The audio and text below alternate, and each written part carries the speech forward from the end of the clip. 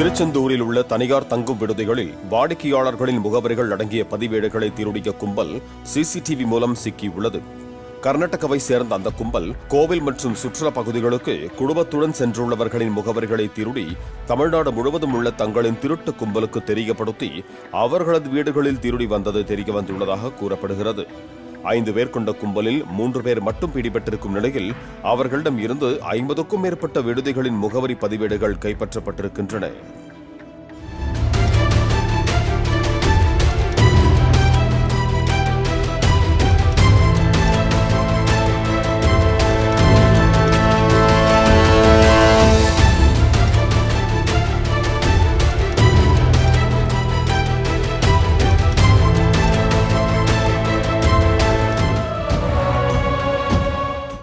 Play store மற்றும் app ஸ்டோரில் இருந்து பாலிமர் செயலியை QR கோடு மூலம் பதிவிறக்கம் செய்யுங்கள். செய்திகளை உடனுக்குடன் பெறுங்கள்.